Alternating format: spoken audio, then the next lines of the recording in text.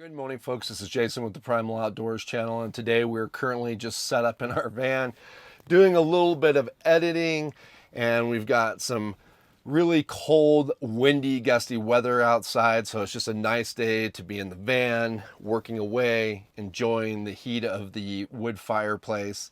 And it's also a good opportunity for me to kind of recap my trip to CES. So for those that are following the channel, you know that Jackery invited me to Las Vegas to go to the CES conference. For those that aren't familiar with CES, it's the biggest consumer electronics show in the world. And it's held in Las Vegas every year, and it's where manufacturers bring tech that is functioning, that they've come out with, or even tech that is early in prototype phase to things that are purely conceptual, and they're just trying to build some excitement and maybe get some funding, or just see if it's something that is of interest to consumers, to whether or not they want to move forward with actual R&D and design. Like I said, Jackery did invite me to the CES, and they were showing off 3 products. The first one was their home kit, which is in addition to their larger Jackery products. They're like their 2000, 3000 that have the expansion packs. This allows you to actually connect your Jackery to your house wiring, so directly to your circuit panel in your house. That way, if you lose power, it will automatically switch you over to the Jackery and run your house on the Jackery. I think that's a pretty cool for people that are really looking for a good whole house backup system. It's automatic, and it also keeps your Jackery charged up while everything is working properly. It's a product that Jackery is working on. I don't know exactly when it's coming out, but it is definitely something that they're looking to bring to market. The second was their Mars Bot, which is a purely conceptual product. It's a little rover that can follow around a piece of equipment or even a human, providing power while at the same time using its solar panels and shifting them around to get optimal sun exposure. I don't really see this as being marketed to the consumer. I see this as being more of an industrial application. I can really see this as something being used in the agricultural or farming field, where maybe you have some type of machinery that needs to be powered, that either seeds a field or cultivates a field, or maybe even a piece of a machinery that feeds animals and it needs to be powered. It could follow around providing power while at the same time trying to maintain its battery by being able to move its solar panels around. Like I said, fully conceptual, not a product Jackery is actively working on or knows for sure that it's going to come to market, but it was an eye catcher there at the CES show. Now, the other prototype that they had there was definitely directed out the outdoor enthusiasts, especially the overland crowd, and they had a rooftop tent. Now, this rooftop tent had integrated solar panels. The prototype does show having some wings that come out, but Jackery plans on actually not coming out with the wings for the first rendition of the product, and it will just have the main solar panel on the face. It's a 400-watt solar panel. At this time, they are planning for sure on coming out with that, but it will still need to be plugged directly into an external Jackery. Me and some of the other influencers that was there, we definitely encourage them to make the power unit as part of the tent, so that way it was a full solution, and it would have power ports inside and power ports underneath, so that way you could plug your refrigerator and other equipment in down below, but when you're up in the tent, you could be able to plug in your phone or camera equipment or other things that you want to charge while you're up in the tent. I just think if it was a full solution, it would be better than having to have cords hanging down and plugged into a Jackery, and then cords from the Jackery plugged into other devices. Plus, it would just save space in the back of the truck. Anyways, I do think that's interesting, and I thought that was, for me, one of the more interesting things that was actually at the CES show, because obviously outdoor related products are going to catch my attention. Now, other than the rooftop tent from Jackery, there wasn't really much in the way of products there that spoke to me. Most of the stuff revolved around AI and AI generated folks and electric vehicles. And most of the electric vehicles were definitely street-oriented vehicles. Bollinger was there, and they do have a vehicle that definitely looks like it's slated to the off-road crowd, or definitely going to be marketed to the off-road crowd, but most of the other electric vehicles were definitely street type vehicles. There was a really cool Cherokee Chief there, but it was hydrogen, and that was really cool, and it was a beautifully done restoration, and it was very interesting to kind of see how they integrated hydrogen into that vehicle. But like I said, most of it was AI, and it definitely gave me the feeling that AI is going to replace a lot of folks in the future. And I'm not just talking folks in industry, I'm also talking folks like myself, YouTubers and actors.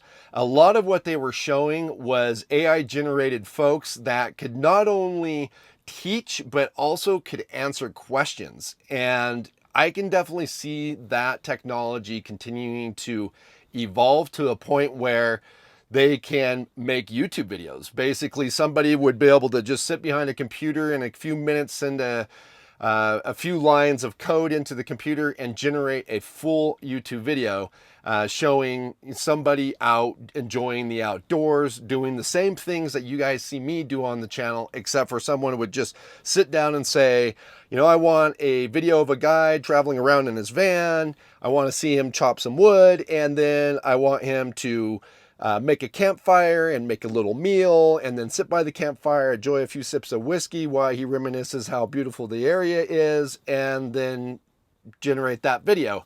And in a couple minutes, they would be able to generate a full video, basically just like mine, that takes me hours and days to put together in just a few minutes. I can see that also with actors and being able to generate actors. We've already seen how much computer animation has come into the filmmaking process, and where they used to have a lot of stunt doubles and special effects to make a lot of these things happen. They're now just generating this stuff through computer technology. They're already doing it with images. It's already getting really prevalent on Instagram with people making AI generated images instead of guys going out with their camera and spending tons of time trying to get just the perfect photo. Guys are just being able to go into different AI engines and type in a few lines of code and coming up with really spectacular images. And I know right now it's a little bit rudimentary, but I think as the tech continues to produce, it's just only going to get better. And even though maybe the current generation of folks won't necessarily fully accept it, I feel like as the younger generation grows up with this technology, they will be much more accepting of it. And at some point, a guy spending hours and hours out creating a actual on the ground YouTube video just won't be able to make it, because there'll just be so much content and it'll just be generated so fast. It's already, you can already see how people are content hungry. There's so much content out there on Instagram, YouTube, Facebook, all the new streaming services coming out with new shows and programs and people are just sucking it up. I just think it will only get more in the future, and this will give YouTube and film companies ways to be able to generate these programs much faster without even really having to incorporate real people into the programs. Or if they do incorporate it, it will just be like show up to a room, maybe do some talking points, and everything else will be AI generated. I don't know. I see it kind of happening, and to be honest, I bet you in the next 10 years that at least half, if not more, of what we see on social media will be AI generated. Now, as I did mention in my last video, I was hoping that at this show there would be some manufacturers building some tech that would be marketed towards the lone run and gun filmmaker like myself. Now, I did walk around and there were some big manufacturers there, but there was only three, and that was Sony, Nikon, and Panasonic. I didn't see anything from DJI, and I didn't see anything from Canon. Sony was a little bit of a disappointment to me, and I am a Sony user. This is my Sony a7S III, and it is my main film camera, and a lot of the films that you guys see on my channel are filmed with this camera. So I was really hoping to see some cool stuff coming out of their camp, but they didn't have any of their consumer or YouTube level cameras on site.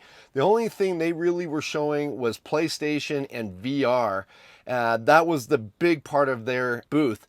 They did have some of their cinema line cameras, which are way out of my budget. But again, it just proved to me my thought process that we are going to be replaced in the future, because what they were showing, a lot of AI generated images. Now, we have known and seen all the way back to like the 50s, you know, they put a person in a car and then they are driving along and you can tell that there's like a screen moving beside them and it makes it look like they're driving down the road. And they've been doing that, like I said, all the way since the 50s. But what they showed here was they could do that and then pan the camera around and AI generate the rest of the scene. So it really gave the impression that the person was really out there in that space driving that car. Again, just more and more technology pushed to, in my mind, to eliminate a lot of the work and effort that actually goes into real filmmaking as it is now. Now, Nikon did have a good showing there, and they did have a lot of consumer level cameras, anything from, beginner to higher end cameras. And I used to be a Nikon user back in the early days of the channel. I was using a Nikon. I started with a Nikon D5300, eventually went to the Nikon D750, and the last Nikon I had was the D850 before I moved over to Sony. Nikon was always a really good photography camera, and I never had any complaints on that end, but they were very slow to adopt good video features, especially for people like myself that were out run and gun and trying to filmmake and make videos for YouTube. Sony was much more advanced in that area, and they had good photography cameras, and their cameras were awesome for making videos. So I eventually made the switch over to Sony, and I've been there ever since. But if I was just starting off, especially with my new desire to get more into wildlife photography, I would definitely look at Nikon again, because they have, I think, a better selection of longer glass for that type of photography when you're trying to take a photo of an animal that might be a little bit of distance away, or if you're into sports photography and you're looking to shoot players that are on a field that, again, might be a little bit of distance away. I think they have a better selection of lenses, and their cameras have really evolved, and they have great video features now and still take great still images. So if I was starting from fresh again, I'd be happy to pick up Nikon gear as my main equipment. Now, Panasonic was also there, and again, great manufacturer, and they have some great video level cameras. A lot of people really love their cameras when it comes to creating video, especially higher end videos. I'm assuming their cameras also make great still photos as well, but really in the industry, or my little realm of the industry, when I hear Panasonic, it's usually more video related side of things. Anyways, they do have some really good cameras, and they're very ruggedized. I'm not necessarily sure I would see much of a difference between using the Panasonic versus using my Sony cameras, which are already great hybrid cameras. So I don't really see a reason why I would jump over to Panasonic, but still, they had a great showing, and they at least did have some consumer level cameras there on site, where again, Sony didn't have anything. Other than that, like I said, I didn't really see anything that knocked my socks off in the way of camera gear. I don't see anything that's out there that anybody showed that's going to make me switch or buy anything different or switch setups. I'm going to stick with the same cameras I'm using now. Again, not really anything that knocked my socks off there at CES. Now, to wrap this video up, would I go to CES again? The technology that they're really showing off just doesn't really interest me. I'm not really interested in VR. I've never really been interested in gaming. I mean, I think the last time I was interested in gaming is when the Atari came out. I'm just more of an outdoors person, and there just wasn't a lot of tech that was oriented to the outdoors person, other than Jackery was the only one that I really felt like had something that was innovative and tailored towards the outdoors. So yeah, I don't know that I'd really go again. I don't think there would be a lot of interest. Now, it wasn't a wasted trip, because I did get to go see my friends Cher and Danielle, who live in Las Vegas, and it was really fun to see them, and they're a hoot, and they're just great people. So it was worth the trip just to see them. So that was awesome. Now, as far as all the technology and everything is concerned, I do think advancements in technology is great when it comes to things that have happened over the past 10 to 15 years. The event of YouTube obviously allows me to make a living and be out in remote places like this.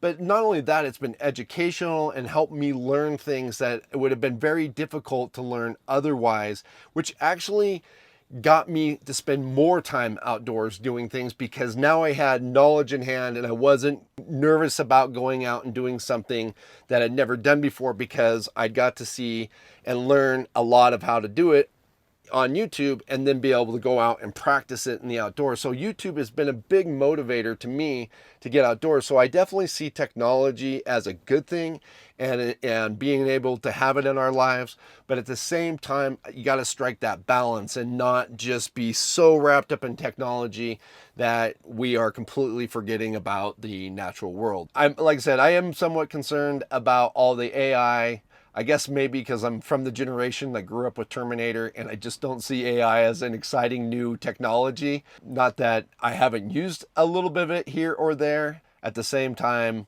I definitely feel like we have to be very vigilant on how we use AI, and hopefully we don't have Terminators attacking us here in 10 years, and hopefully we, and a more serious thing, that we don't have all our content and TV shows just AI generated actors and people, and that, you know, we still have authentic filmmaking happening in the next 10 years. That's all I've got for you guys.